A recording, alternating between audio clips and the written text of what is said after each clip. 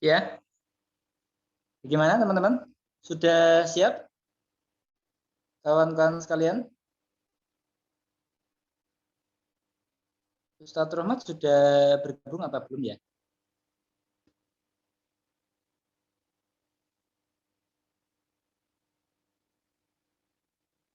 Belum, Pak. Belum ya? Oke, sebentar. Coba saya hubungi ya. Nggih.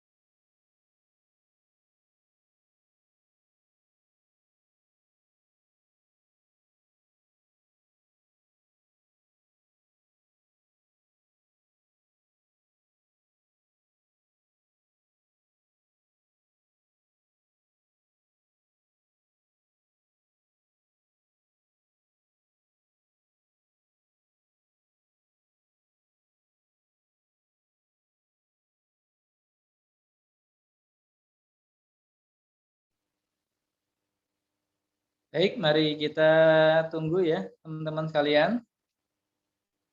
Sembari menunggu Ustadz Rohmat, kami sampaikan ahlan wa sahlan, selamat datang kepada para peserta bidangan Syawarma dari Pusat Studi Timur Tengah dan jurusan Bahasa dan Sastra Arab IAIN Tulungagung yang sudah join bergabung bersama di Zoom ini. Mungkin kawan-kawan sekalian, Bapak Ibu sekalian, adik-adik, junior senior semua bisa saling menyapa ya, saling kenalan dulu tidak apa-apa karena ini acara belum kita mulai. Bisa kita saling menyapa, saling berkenalan. Mungkin ada yang dari jauh di sana tadi, ada yang fotonya tuh kayaknya ada di Mesir ya, di Sayyidah Zainab juga ada itu. Ustadz Bahrul Ulum nih kayaknya ada di Mesir nih ya. Kemudian siapa lagi nih? Banyak ya. Silakan saling menyapa boleh, saling berkenalan karena acara akan segera kita mulai. Silakan monggo. Salam kenal dari kami dari Pusat Studi Timur Tengah IAIN Tulungagung yang bekerja sama dengan jurusan Bahasa dan Sastra Arab IAIN Tulungagung. Terima kasih sudah berkenan meluangkan waktunya bergabung bersama di hidangan Syawarma kita di sore hari ini. Nah ini Ustadz Muhdar, selamat datang. Ahlan wa sahlan Ustadz. Ini luar biasa nih. Luar biasa nih Ustadz kita. Sifu kita bersama nih sudah hadir bersama kita. Ustadz Rohmat sudah, Ustadz Rohmat juga sudah hadir, alhamdulillah. Oke, mohon maaf tadi saya belum siap. mengusap lagi ini karena saya pakai HP. Saya tak coba nyalakan videonya.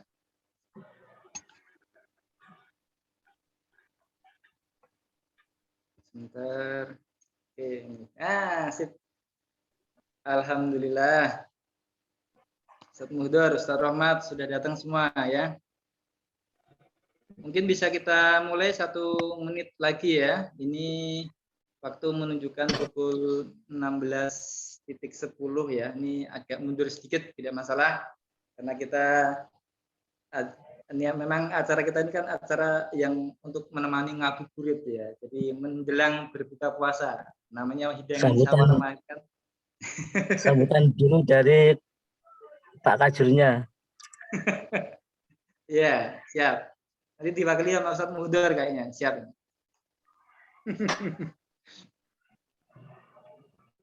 Baik, kawan-kawan sekalian, Bapak Ibu sekalian, adik-adik, junior, senior, para peserta kajian shawarma ya, dengan shawarma kita hari ini, sore ini saya akan diisi oleh materi kita perdana ya, Ustadz Rohmat, yang tidak kalah kerennya nih, temanya ini menarik sekali nih, temanya tentang bahasa Arab dan pengaruhnya di bahasa di dunia ya. Baik, bisa kita mulai mungkin, Mas Nurullah bisa diawali dulu. Mas Nurullah mana ya?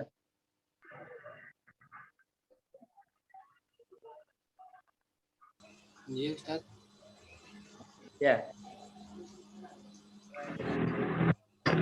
Baik ya, kita mulai ya. Ustadz Rahmat ada, Ustadz Muhdar ya. Alhamdulillah nih beberapa sudah hadir ya dari beberapa tempat teman-teman kita dari berbagai wilayah juga, bahkan ada yang dari Mesir juga ini ya. Kemudian dari beragam Sudah lama itu. Ya, ini ada Ustadz Muhdar ini Murkhsah Doktor nih ya dari UIN Sukan, nanti disertasinya juga luar biasa nih kayaknya nanti. Ya, kita doakan bersama nanti biar segera pulang kampung, mudik karena dilarang, maka kita mudik dari kampung ke kampung leluhur saja. Baik, bisa kita mulai, ya? Sepertinya sambil nunggu yang lain karena sudah waktunya ini. Terima kasih. Saya mulai saja. Saya awali ya. Bismillahirrahmanirrahim. Assalamualaikum warahmatullahi wabarakatuh. Waalaikumsalam warahmatullahi wabarakatuh. Waalaikumsalam warahmatullahi wabarakatuh. Alhamdulillah. Innal hamdalillah adada khalqi wa ridha nafsi wa zinata 'arsy wa midada kalimati. Wassalatu wassalamu ala sayyidina wa habibina wa syafi'ina Muhammadin an-nabiyil arabil amin wa ala alihi wa ashabi ajma'in, amma ba'd. Pertama tentu puja dan puji syukur kehadirat Allah Subhanahu wa taala yang sampai hari ini kita bisa menikmati nikmat iman, Islam, ihsan dan rahmat yang lainnya sehingga kita bisa berkumpul ya pada sore hari ini di momen yang sebenarnya ini momennya serius tapi santai ya, atau santai tapi serius. Jadi kita insya Allah akan menikmati hidangan shawarma ya. Shawarma adalah kepanjangan dari sharing wawasan di bulan Ramadan ya.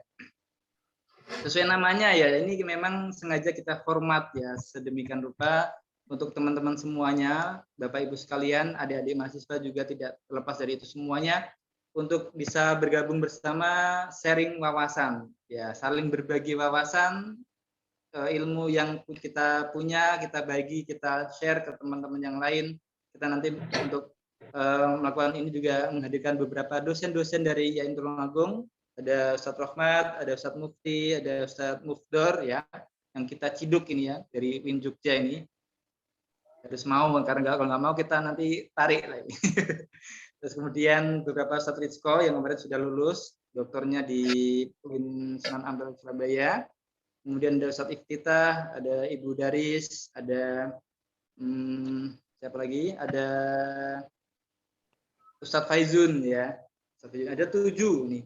Memang kita sengaja sebenarnya banyak kemarin karena kita slotnya cuma 7 ya, jadi kita terpaksa skip ya, atau misalnya memending lah ya yang lain karena waktunya dan juga kuotanya terbatas. Kita hanya ada di hari Senin dan hari Kamis, sehingga teman-teman yang lain yang mungkin untuk giliran kali ini belum ada, kami sampaikan mohon maaf sebesar-besarnya selaku pihak penyelenggara.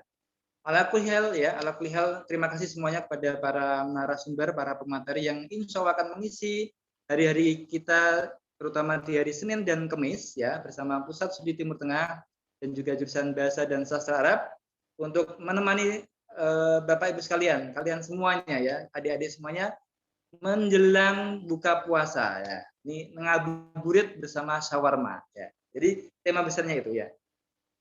Untuk lebih detailnya, adik-adik sekalian, Bapak Ibu sekalian bisa melihat di flyer kita ya, yang kita share di beberapa akun media sosial, ada di Pusat Studi Timur Tengah ya, Facebooknya dan juga IG. juga ada di Instagram dari jurusan Bahasa dan Sastra Arab ya. Silakan dilihat lebih detailnya karena mohon maaf ini tidak saya sampaikan satu persatu ya, karena nanti bisa Bapak Ibu sekalian lihat sendiri ya. Ala kulli hal, terima kasih semuanya, selamat bergabung bersama kita, bersama kami di Pusat Studi Timur Tengah dan jurusan Bahasa dan Sastra Arab. Kami haturkan terima kasih banyak ya. Salam kenal dari kami semuanya. Kita nikmatin hidangan shawarma kita bersama-sama di sore hari ini, setiap hari Senin dan hari Kamis. Ya. Bapak Ibu sekalian, hari ini kita akan langsung menuju kepada kajian perdana ya. Dan ini lagi-lagi saya paksa ya, kami paksa Ustaz Rohmat untuk mengawali karena kebetulan beliau juga adalah pengelola jurusan Bahasa dan Sastra Arab ya, sekretaris jurusan. Bersama kita selalu melayani umat BSA selama ini ya. Maka ada baiknya untuk mengawali di perdana ya yang di acara ini sehingga teman-teman juga bisa saling mengenal ya. Mungkin adik-adik dari mahasiswa Bahasa dan Sastra Arab sudah sangat mengenal dan familiar ya. Ustaz Rohmat, beliau adalah dosen di IAIN Tulungagung juga ya, bersama kita di jurusan Bahasa dan Sastra Arab, yang insya Allah hari ini akan mencoba ya berbagi atau sharing wawasan bersama ya tentang kajian bahasa ya, bahasa Arab ya, kajian bahasa Arab dengan tema bahasa Arab dan pengaruhnya pada bahasa di dunia. Ya, ini menarik sekali nih ya, sangat menarik dan nanti akan kita bisa lihat bersama-sama, kita dengarkan bersama-sama wawasan, informasi dan materi yang akan disampaikan oleh beliau. Begitu teman-teman sekalian ya, jangan lupa share ke teman-teman yang lain agar kita bisa saling berbagi ya, saling berbagi ilmu ya, karena kita tidak bisa berbagi yang lain. Ya, sementara berbagi ilmu dulu sebelum kita berbagi untuk urusan yang lain. Demikian kami dari pengelola nanti akan kita sambung lagi di dialog bersama karena ini adalah forumnya juga santai ya, talkshow juga ada nanti saling dialog. Akan kita pandu bersama-sama ya nanti setelah pemaparan dari Ustadz Rohmat selaku pemateri pertama di acara kajian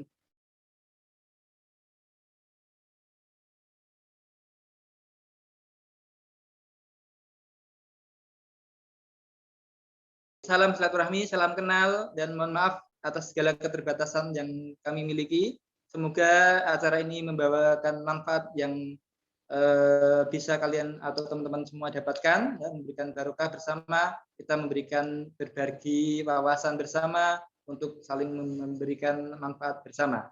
Demikian ihdinas siratal mustaqim, wabillahi taufiq wal hidayah, waridho wal inayah, wabillahi muwaffiq ila aqwamit thoriq. Wassalamualaikum warahmatullahi wabarakatuh. Oke, selanjutnya, nah itu tadi sambutannya sekaligus saya nge-MC-in ini, jadi double-double. Ya, terima kasih. Sekarang menuju ke acara inti. Terima kasih Ustaz Rohmat sudah hadir bersama kita. Monggo setelah ini kita kemudian menyimak bersama ya teman-teman semuanya, Bapak Ibu sekalian peserta kajian shawarma ya.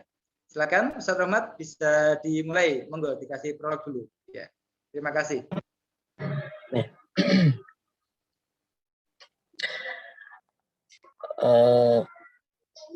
Untuk Pak Malik apa namanya PowerPoint-nya tadi tolong Pak Malik ya. Saya tadi mencoba untuk meng-share kok enggak bisa. Mungkin host hostnya yang harus meng-share-nya. Oke, baik Ustaz Mas Nurul atau Mas Sultan mungkin bisa membantu menjadikan Ustaz Rohmat co-host ya, biar bisa men-share. Coba Malik yang saya kirimkan jenengan tadi coba kirimkan ke Mas Sultan. Oke. Saya HP filenya. Oke. Saya buka dulu. Cari nanti. Ya.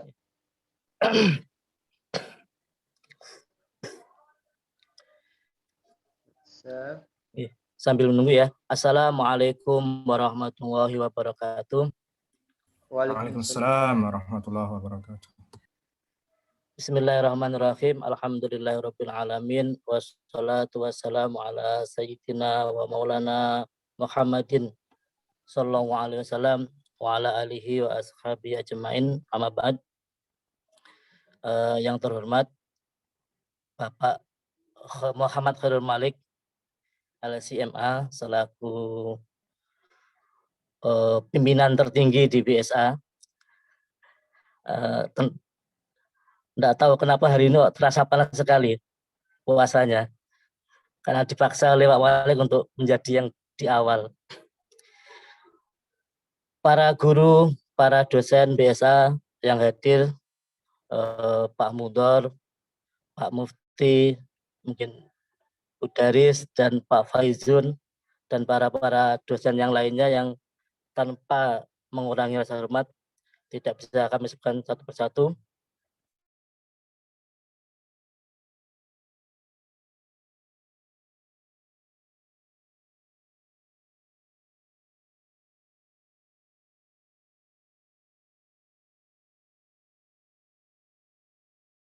Bertemu bertatap maya dengan menggunakan media Zoom untuk ngobrol, apa istilahnya, ngobrol nyantai Malik ya. Kalau ilmiah ya kayak kuliah ya, ilmiah. Berbagi ya, sharing wawasan. Sharing. Dan saya mohon izin kepada guru-guru semuanya, kepada para senior di dalam ilmunya mungkin,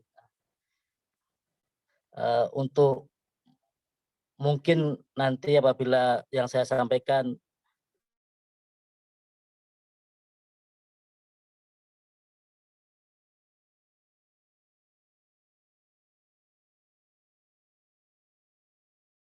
kesempatan kali ini tentang beberapa atau istilahnya pengaruh-pengaruh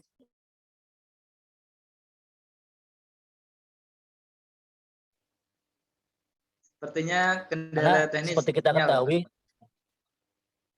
putus-putus Pak. Iya. Gimana?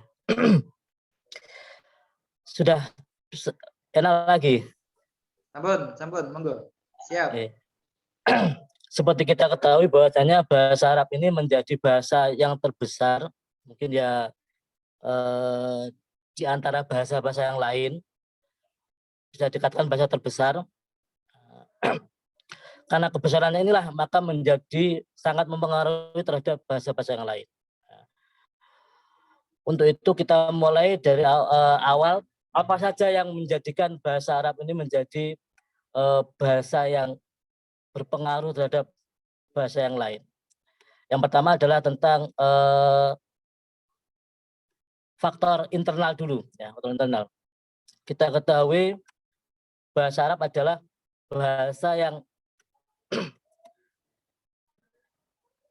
bahasa yang tumbuh atau berkembang di Jazirah Arab dimulai dari Nabi Ismail. Ada beberapa teori yang menyebutkan bahwasanya sejak Nabi Adam sudah muncul bahasa Arab. Cuma teori itu kelihatannya ya dibantah oleh teori yang lainnya. Ya, saya lebih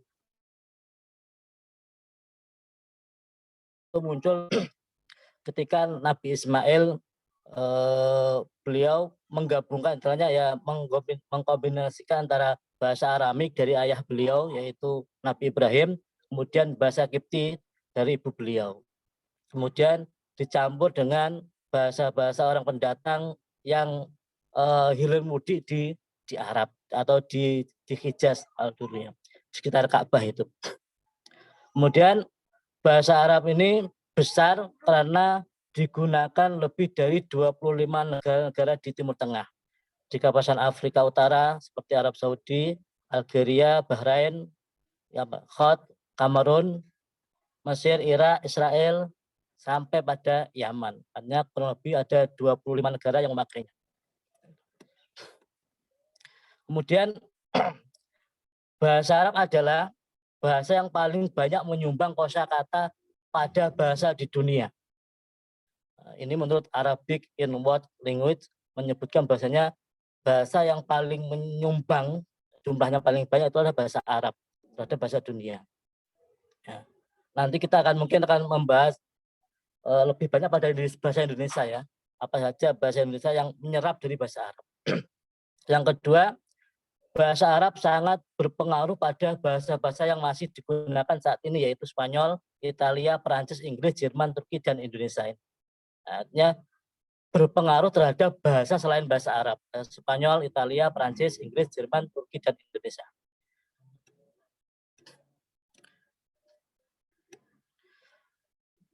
Faktor internal apa saja yang mempengaruhinya? Yang pertama ya, disebutkan oleh Muhammad Hadar Hussein atau Muhammad Muhdar ini ya, Muhammad Hadar Hussein.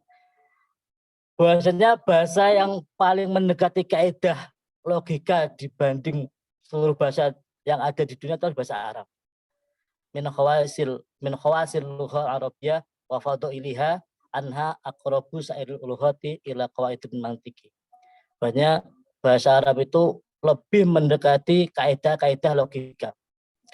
Ini kita ketahui kalau kita mungkin belajar tentang pembagian kalimat. Dalam bahasa Arab itu ada kalimat isim, ada kalimat fi'il, ada kalimat huruf. Nah, dari masing-masing kalimat itu memiliki tanda-tanda.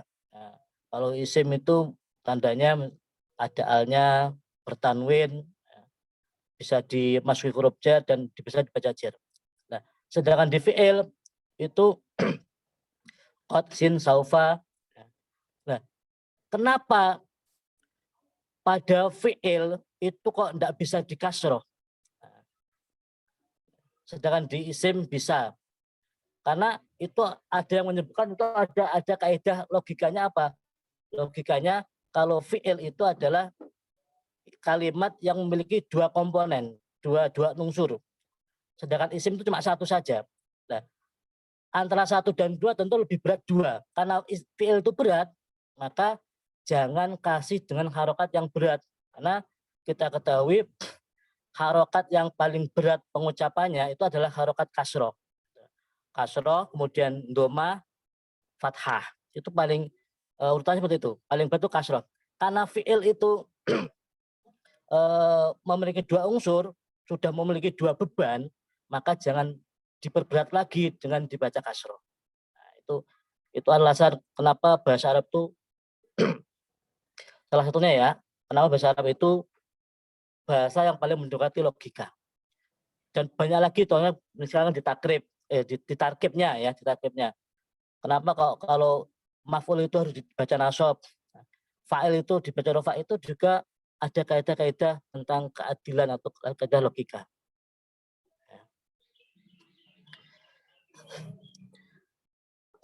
Berikutnya, bahasa Arab adalah bahasa paling banyak kosakata. Bahasa yang paling banyak kosakatanya. Di antara bahasa yang lain, misalkan Inggris, Prancis, bahasa Arab itu memiliki 12.305.412 kosakata. Bahasa Inggris cuma 100.000.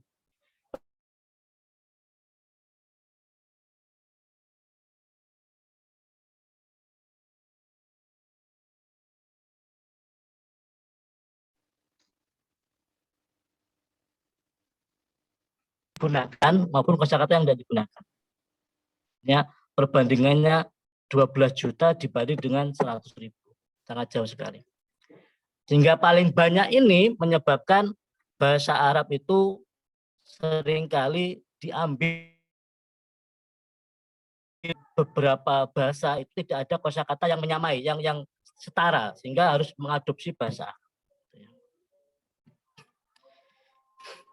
Yang ketiga, bahasa Arab adalah bahasa yang paling ringkas. Bahasa Arab adalah bahasa yang paling ringkas. Karena paling ringkas, paling ijaz, maka ya sebagaimana teori modern itu sesuatu yang paling lebih sederhana itu yang paling banyak digunakan. Kalau yang bertele-tele, berat itu kan dijauhi. Tapi kalau yang ringkas, enak itu banyak digunakan. Maka bahasa Arab itu mempengaruhi bahasa yang lain. Yaitu pertama apa? Ringkas dalam hal hurufnya. Kita ketahui ada beberapa bahasa Arab itu yang satu huruf, tapi kalau ditransliterasi kepada bahasa lain menjadi 2 huruf. Contoh kho itu menjadi kh. dan shin itu menjadi SY atau apa gitu ya, banyak sekali. Artinya ringkas hurufnya. Yang kedua, adanya sistem tasdid. Huruf yang double itu diwakili dengan tasdid. Kalau di bahasa yang lain mungkin cuma tasdid, atau bahkan terkadang ada idgham juga. Misalkan min nun mati ketemu mim itu menjadi mimma, seakan-akan hilang nunnya. Kemudian yang ketiga, ringkas dalam hal kata, jumlah hurufnya ya. Misalkan gini, contoh abun, itu kan cuma hurufnya cuma 2, alif, hamzah sama ba. Kalau di dalam bahasa Indonesia ada 4, bapak, B, A, P, A, K. Bahasa Inggris, father, ada 5, ada 6 ya. Bahasa Perancis ada 4. Ya, lebih ringkas penulisannya.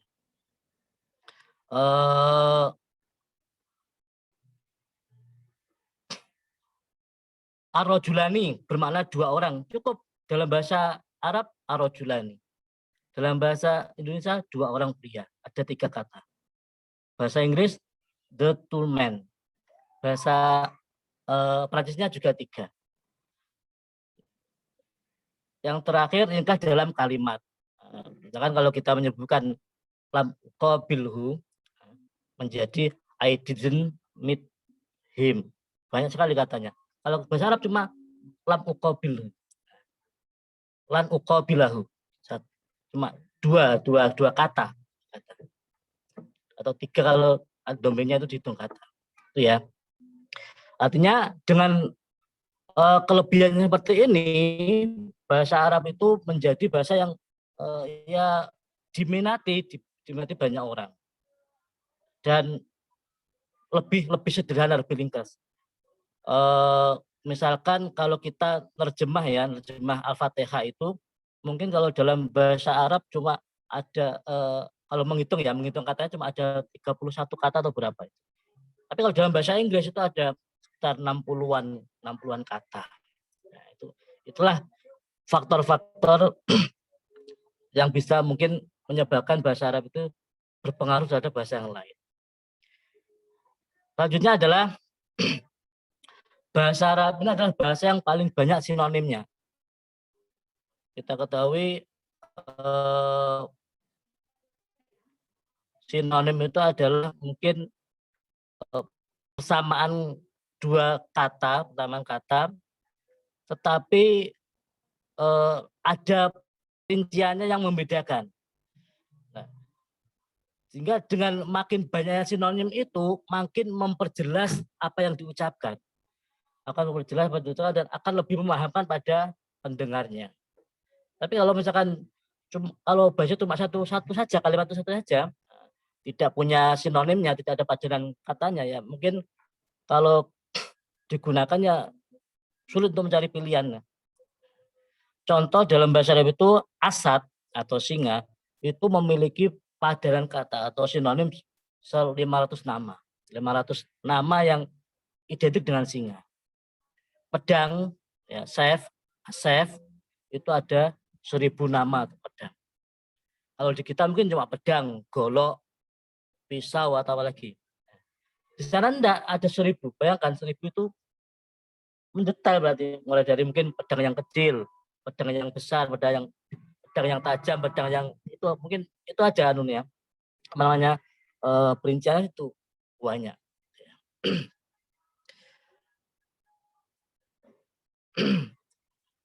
Kemudian faktor eksternal. Faktor eksternal ini tentu tidak lepas juga sangat berpengaruh pada kenapa bahasa Arab itu berpengaruh pada bahasa lain. Pertama, bahasa Arab itu kita ketahui menjadi bahasa resmi keagamaan. Bahkan menurut salah satu madhab fikih, bahwasanya kalau ibadah itu tidak pakai bahasa Arab itu tidak sah. Contohnya sholat. Itu kalau misalkan diganti dengan bahasa yang lain, Fatihahnya diganti dengan bahasa Jawa, tidak boleh, tidak sah. Maka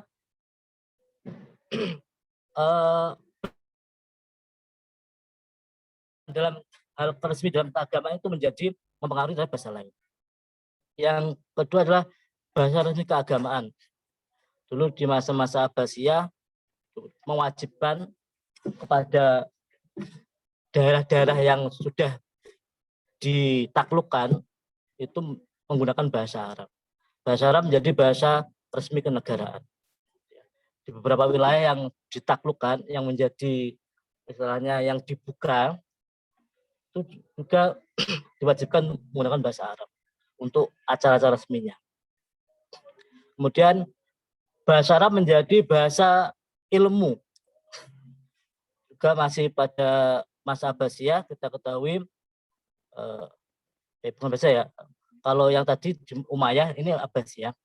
Di masa-masa Abbasiyah itu banyak sekali gerakan penerjemahan yang dimotori oleh negara. Sehingga bahasa-bahasa negara lain itu banyak diterjemah bahasa Arab. Nah, ketika sudah dalam bahasa Arab, akhirnya langsung tidak langsung banyak ilmuwan, banyak pelajar yang harus belajar bahasa Arab untuk memahami induk ilmu tadi. Itu faktor internalnya.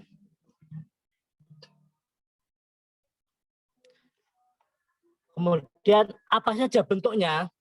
Bentuk pengaruh yang yang terjadi itu apa saja terhadap bahasa lain. Salah satu bentuk pengaruh yang paling banyak ditemukan adalah serapan atau pengadopsian kata. Jadi banyak sekali bahasa luar Arab yang mengadopsi bahasa Arab. Karena tadi tidak ditemukan padanannya. Nih, contoh dalam bahasa Inggris, ya, kalimat sugar, apa bahasa Inggris? Gula ya, sage, itu tercetak dari kalimat sukar. Cotton ya, dari kalimat nun. Algebra dari kalimat jabru ya, dan seterusnya.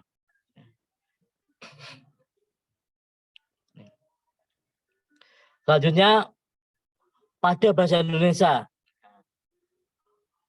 banyak sekali kita temukan bahasa Indonesia itu kata-kata yang menyerap dari bahasa Arab. Banyak sekali. Mulai dari penyerapan penuh, itu penyerapan penuh adalah penyerapan fonem secara utuh tanpa ada perubahan karena fonem bahasa Arab setelah ditransliterasi mempunyai kesamaan dengan fonem bahasa Indonesia. Contoh, kata bab. Bab itu bermakna bisa kalau diartikan suatu buku berarti ya satuan dari beberapa pasal menjadi bab. Dalam bahasa Indonesia ya langsung diadopsi menjadi bab. Muslim, masjid atau menjadi masjid. Itu karena apa kok secara utuh diadopsi? Karena ya ada kesamaan kata, kesamaan bunyinya, bunyi fonemnya.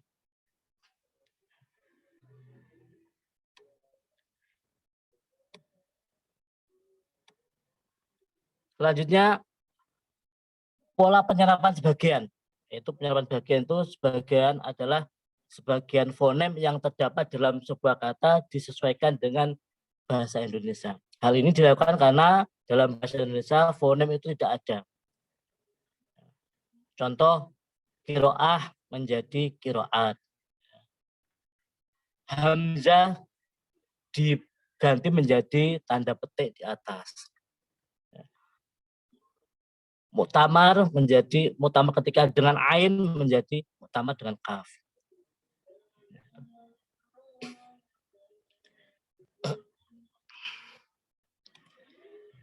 Yang ketiga, pola penyesuaian lafal.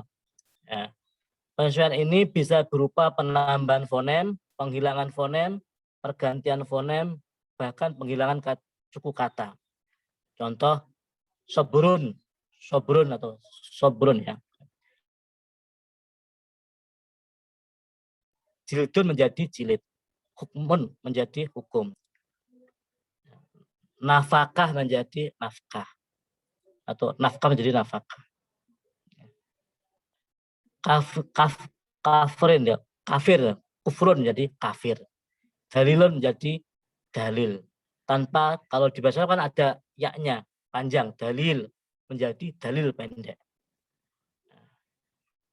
Masyhur menjadi masyhur, masyhur menjadi masyhur, dengan y ya, masyhur. Ruh menjadi roh, itu pola penyesuaian lafaz.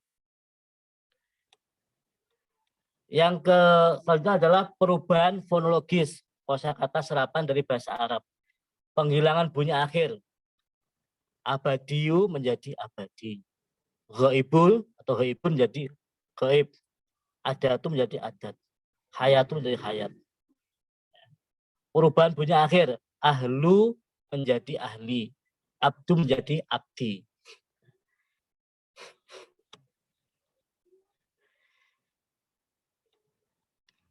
Selanjutnya metatesis adalah perubahan letak huruf atau bunyi pada suku kata. Gejala metatesis ini pada umumnya disertai dengan perubahan bunyi. Fahmu menjadi faham, fikru menjadi pikir, ma'fu menjadi maaf, aklu menjadi akal. Terakhir kita ketahui pada tahun-tahun 60-an itu nama orang Jawa pasti ya Jawa-Jawa murni, mesti kan Hartono, ya, banyak lah istilahnya, walaupun tidak semuanya tapi banyak yang bukan Hartono, Bejo, Soeharto, Haryanti, Kartini, Kartono.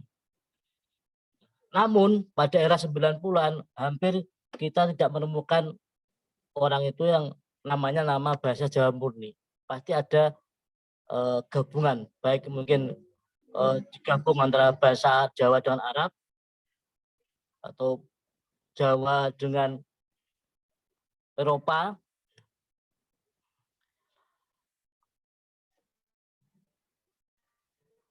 Sekitar 30,7 juta nama orang Jawa selama 1 tahun ke belakang itu trennya adalah menurun, semakin ke Arab-Araban.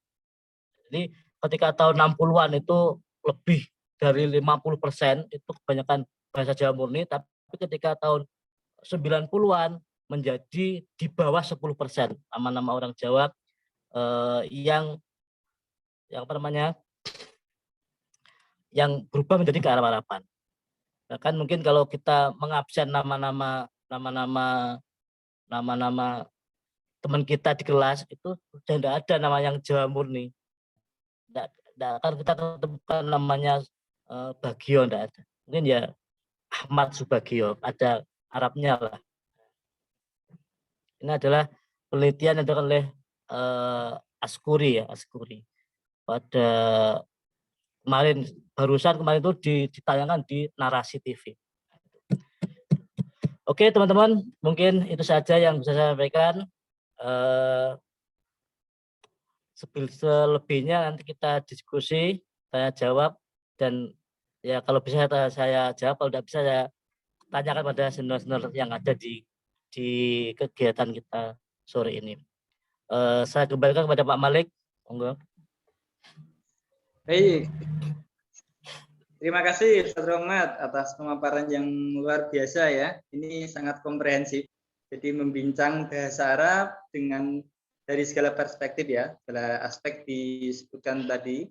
Saya mencatat di sini ada dimulai dari pengantarnya itu tentang kenapa bahasa Arab menjadi bahasa yang mempengaruhi bahasa-bahasa di dunia ya. Secara historis mungkin memang bahasa Arab itu juga termasuk bahasa yang paling tua ya.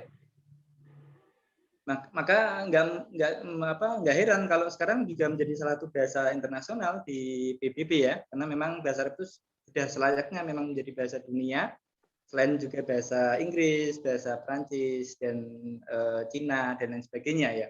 Sangat menarik ini Ustaz Rohmat atas pemaparannya ya.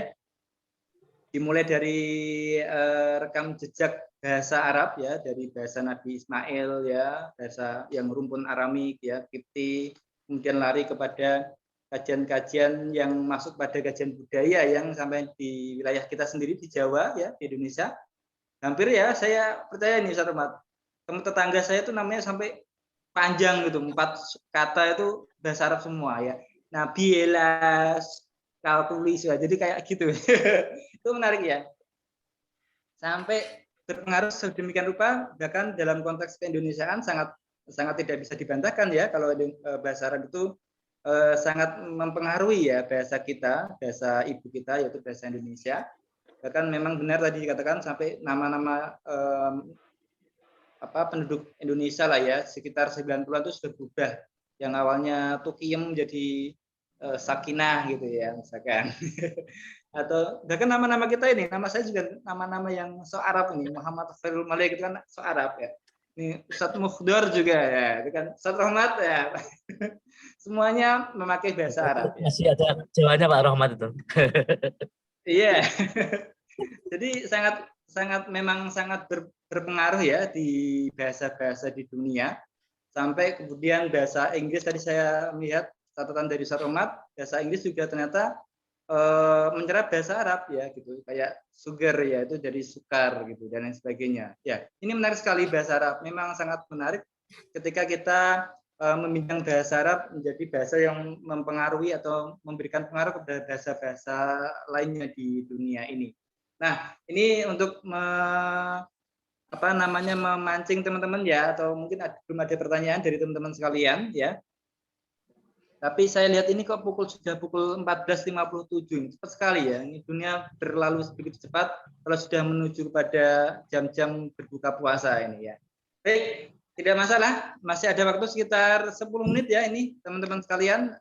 Kita mencoba untuk membreakdown ya atau into detail dari kajian-kajian yang disampaikan oleh Ustadz Rohmat tentang bahasa Arab dan pengaruhnya terhadap bahasa di dunia. Ya. Ini ada pertanyaan nih Ustadz Rohmat. Nah, kira-kira ini harus dijawab loh Ustadz Rohmat, nggak boleh tidak ya. Tenang, ada seniornya ini nih. temanya bahasa Arab. Saya tuh sering mendengarkan orang-orang ya atau teman-teman kita yang awam dengan bahasa Arab itu sering bertanya nih Ustadz Rohmat. Biasanya bahasa Arab itu ternyata memang tadi disampaikan Ustadz Rohmat kalau bahasa Arab itu simple gitu ya sebenarnya. Sejatinya simple gitu ya. Tapi kok orang-orang di luar sana, maksudnya di luar dari kajian yang mungkin di luar jurusan bahasa dan sastra Arab ya, itu sering bilang bahasa Arab itu kok ribet banget ya, gitu. Susah sekali saya belajarnya. Nah ini gimana Ustadz Rohmat? Apa kira-kira memang benar nggak sih bahasa Arab itu susah untuk dipelajari gitu? Atau bagaimana punya tips dan triknya sehingga bisa kita istiqomah untuk belajar bahasa Arab? Bagi yang teman-teman kita yang masih 0% dari belajar bahasa Arab bisa menjadi semangat untuk selalu belajar. Karena tentu belajar bahasa itu memang di mana-mana bahasa asing itu ya memang harus butuh proses ya. Tapi bagaimana kita bisa menganggap bahwa bahasa Arab itu tidak bahasa yang susah, gitu, tidak ribet dan bisa kita pelajari. Monggo, Ustaz Rohmat, mungkin ada jawaban yang bisa disampaikan. Mohon izin untuk menjawab ini ya. Mungkin nanti adalah jawaban yang lebih tepat untuk pertanyaan ini. Mohon ya juga memberi saran kepada yang lain.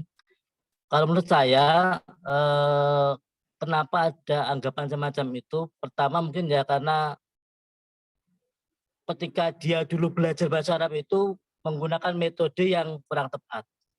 Artinya ketika dia masih awal, masih belum tahu, tapi ketika dia ajar bahasa Arab menggunakan metode yang kurang tepat, sehingga menambah keyakinannya yang tidak bisa menjadi makin berat lah istilahnya. Tapi kalau kita lihat dari kelebihan bahasa Arab tadi, ada sistem ta'adul atau keadilan atau bahasa logis, itu ada semacam metode yang bisa mempersingkat orang atau mempercepat orang untuk bisa paham bahasa Arab. Sehingga kalau tahu semacam itu dan mungkin dibimbing oleh guru yang tepat mungkin ya, itu saya rasa akan semakin senang belajar bahasa Arab. Karena menemukan metode yang benar itu enak, enak. Sehingga kita jumpai beberapa metode terakhir ini ada metode-metode yang istilahnya metode singkat yang bisa mempercepat orang untuk lebih memahami lebih cepat memahami bahasa Arab. Ya mungkin anggapan semacam itu muncul karena di awal dia belajarnya sulit,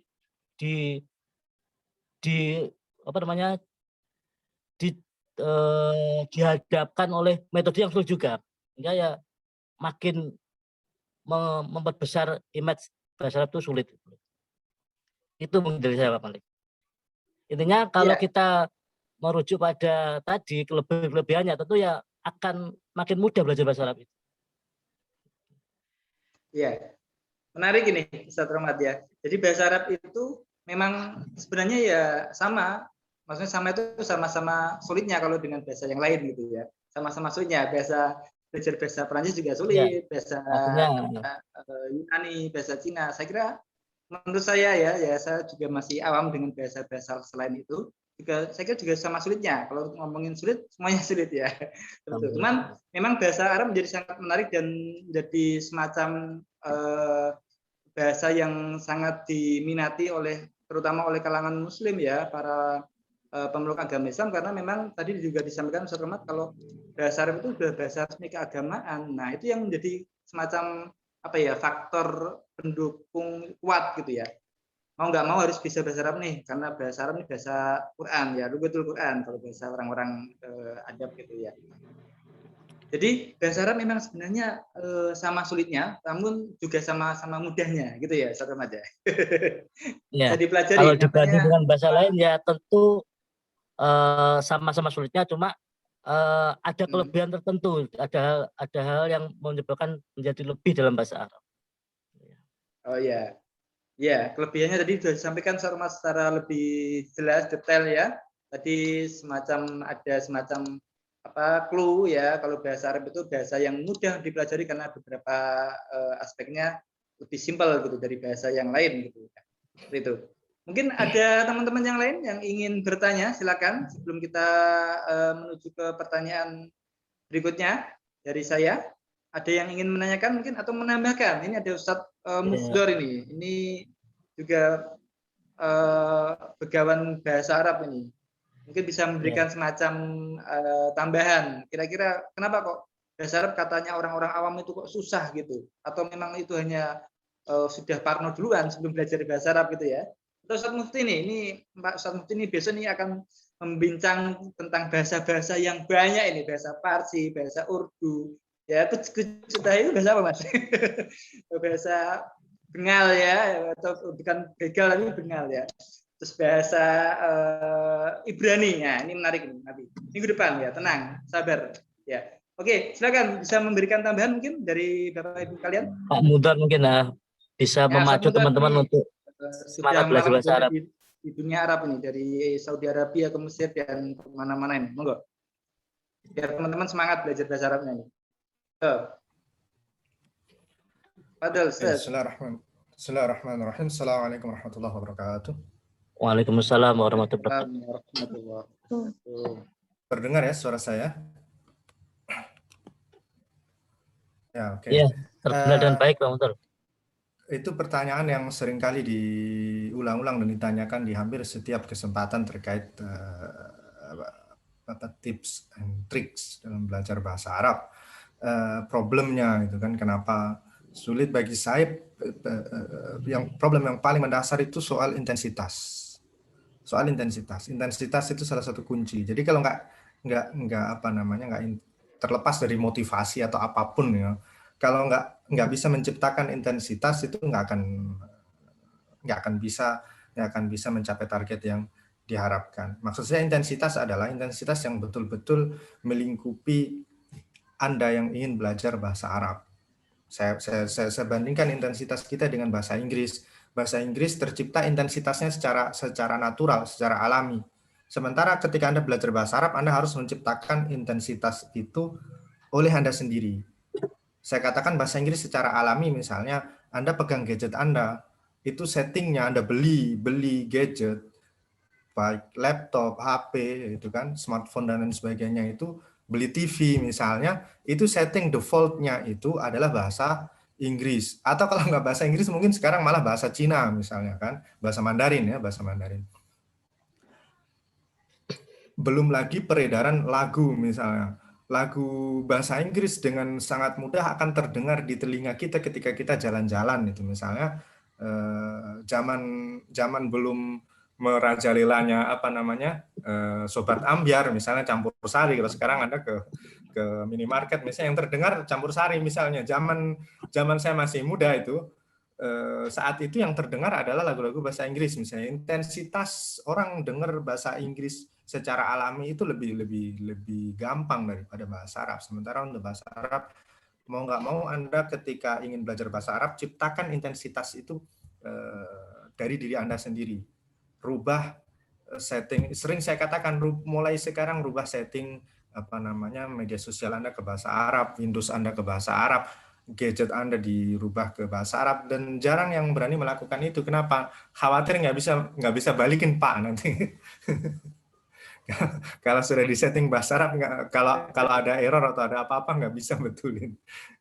Itu contoh intensitas kita bahasa Arab harus ciptakan sendiri. YouTube nggak pernah nonton yang bahasa Arab. Problem utama sebenarnya intensitas kalau menurut saya. Kalau problem dari bahasa sendiri seperti yang dikatakan Pak Malik dan Pak Rohmat itu kan masing-masing memiliki tantangan sisi yang menjadi tantangan bagi para pembelajarnya. Misalnya bahasa Arab untuk teks yang berharokat lengkap itu kan sulit sekali kita nyari teks yang berharokat lengkap. Padahal harokat itu kan lambang dari fonem kan. Tulisan itu kan simbol dari fonem. Ketika harokat dihilangkan ada fonem yang tidak terwakili. Itu tantangan mungkin di bahasa Arab. Kalau soal kosakata banyak saya nggak yakin bahwa seluruh kosakata itu dipakai. Betul kamus tebal, tetapi tetap dalam pembelajaran bahasa Arab ada istilah qaimatul mufradat asy-syai'ah. Jadi list kosakata yang populer, tetap itu yang beredar, kosakata-kosakatanya nggak akan semua yang ada di kamus itu hal kayak gitu bisa ditaklukkan. Terus kita selama ini belajar bahasa Arab juga jalan di tempat. Saya katakan jalan di tempat, kenapa? Seperti yang Pak Rahmat bilang, metodenya keliru atau strateginya keliru. Atau dilanggar itu prinsip-prinsip pedagogis. Misalnya saya kasih contoh paling sederhana, mungkin yang baru fresh lulus dari aliyah, mungkin kalau di sini ada yang baru lulus dari aliyah, atau bahkan mungkin ketika di kuliah itu terjadi kekeliruan. Misalnya gini, logikanya ujian itu adalah mengukur ketercapaian target pembelajaran misalnya kan. Ujian itu, tes itu ya, tes ujian, evaluasi maaf, itu mengukur ketercapaian target pembelajaran. Anda ketika aliyah, kan kita nggak pernah disuguhi kesadaran untuk membaca target pembelajaran ini apa gitu kan. Ada lembarannya tapi kita nggak pernah disadarkan untuk membaca itu. Begitu gurunya ngasih tes, ngasih ujian apa bentuknya terjemahkan itu kan, tarjem hadhil jumal ila al-lughah al-Indonesia. Terjemahkan kalimat-kalimat ini ke dalam bahasa Indonesia. Padahal nggak ada itu di target kompetensi Anda bisa menerjemahkan. Itu nggak ada di target kompetensi, tapi Anda disuguhi ujian yang terkait dengan penerjemahan. Banyak kesalahan-kesalahan seperti itu dalam pembelajaran. Jadi itu mungkin yang bisa saya tambahkan, kuncinya di intensitas. Biarkan masa lalu yang keliru itu udah berlalu. Nah, mulai sekarang ciptakan intensitas. Karena kalau Anda nggak menciptakan, kita kalah dengan bahasa asing yang lain. Bahasa asing yang lain tercipta dengan sendirinya intensitasnya. Itu saya rasa. Terima kasih. Baik, terima kasih Ustaz Mufdur. Nah, ini pencerahan yang luar biasa ya. Memang minusnya kita di Indonesia, bahkan mungkin yang notabene adalah mayoritas Muslim itu, ternyata intensitas kita juga masih kurang dengan bahasa-bahasa yang lain ya, seperti bahasa Inggris dan bahkan mungkin bahasa Korea nih sekarang. K-pop ini sudah merajalela. Bahkan kalau mau survei, bahkan mungkin anak-anak remaja sekarang yang kaum milenial ini malah justru lebih suka dengan, mungkin lebih suka bahasa Korea ya, jangan-jangan nanti gara-gara budayanya yang lebih menarik gitu ya daripada bahasa Arab dan lain sebagainya. Baik, terima kasih Ustaz Muhdar ya atas pencerahan tadi yang tambahan yang luar biasa dari materi yang disampaikan oleh Ustaz Rohmat. Monggo, ada yang lain mungkin, ada yang ingin ditanyakan? Mungkin tinggal 5 menit lagi waktu kita. tinggal 5 menit. Sangat cepat ini jalannya. Ini berasa mau buka puasa saja ini kita ya. Jadi nggak kerasa ini. Mangga, Ustaz Mufti mungkin ada yang ingin disampaikan, ditambahkan. Ini sembari mengawal ini, teman-teman sekalian, Bapak Ibu sekalian, peserta Zoom yang berbahagia, yang bergabung bersama kita di hidangan shawarma bersama dengan Pusat Studi Timur Tengah dan jurusan Bahasa dan Sastra Arab. Jangan lupa, besok kita masih ada lagi hari Kamis tanggal 22 April. Nanti kita punya tema baru lagi, yaitu tentang mengenal bahasa Urdu, Persia, dan Ibrani bersama satu Mufti Rosyid ini. Nah, jangan lupa ya, selalu bersama kita menuju buka puasa, ngabuburit bersama dengan shawarma bersama kita berbagi, sharing wawasan dan ilmu tentang bahasa Arab, sastra Arab, dan juga Timur Tengahan. Ya, saya kira jika tidak ada pertanyaan, mungkin bisa kita akhiri ya, karena ini sudah lebih dari 15 menit ya.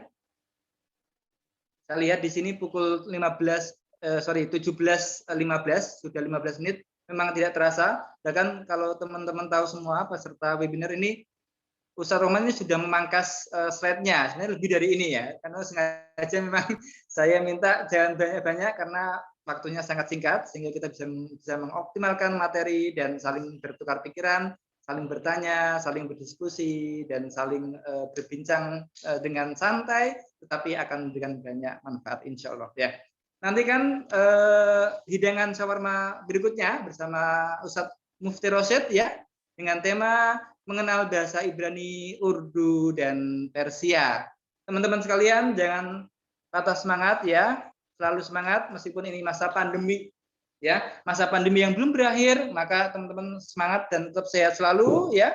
Dan juga jangan lupa teman-teman, setiap hari Senin dan Kamis bersama Pusat Studi Timur Tengah kita ngabuburit bersama dengan hidangan shawarma. Demikian teman-teman sekalian, kita bisa akhiri sama-sama ya. Mari kita akhiri sama-sama dengan baca hamdalah. Alhamdulillahirrahmanirrahim. Alhamdulillahirrahmanirrahim. Alhamdulillahirabbil Terima alamin. kasih semuanya.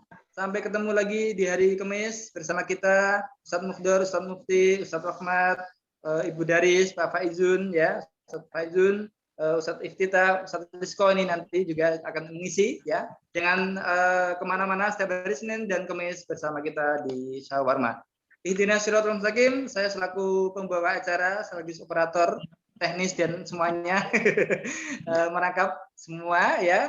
Saya senang sekali bersama teman-teman sekalian untuk bersama-sama sharing ya, sharing wawasan dan keilmuan tentang dunia Timur Tengahan. Ya, sampai jumpa. Assalamualaikum warahmatullahi wabarakatuh. Waalaikumsalam warahmatullahi wabarakatuh. Ya, selesai. Silakan saling bersapa ya ini teman-teman yang mungkin belum berkenalan di grup ini. Sudah tercium aroma shawarmanya Pak Malik? Iya ini, tinggal nunggu apa sate kambingnya ini yang belum. Shawarma itu isinya kambing apa sapi, Pak? Gimana nih? Sate apa? Sate sapi, sate unta. Oh, shawarma itu unta isinya. Enggak, daging ini, daging sapi bisa. Daging ayam juga ada. Oh. Jadi kayak menu-menu pilihan dagingnya ada juga tuh. Oh, itu. Jadi kapan-kapan kalau sudah ini enggak pandemi kita kumpul dan menghadirkan shawarma beneran gitu ya. Boleh nanti. Nanti kita buka bersama ya. Oh, masih pandemi ya. Tahun depan mungkin. Iya. Ya. Oke, terima kasih Ustaz Rahmat. Ini Terima kasih buat sama-sama Malik. tadi MCBSA yang sudah membantu. hari Ya. Kita persiapan buka dulu Pak ini ya. Ibu. Terima kasih banyak. Ya, semuanya. Assalamualaikum.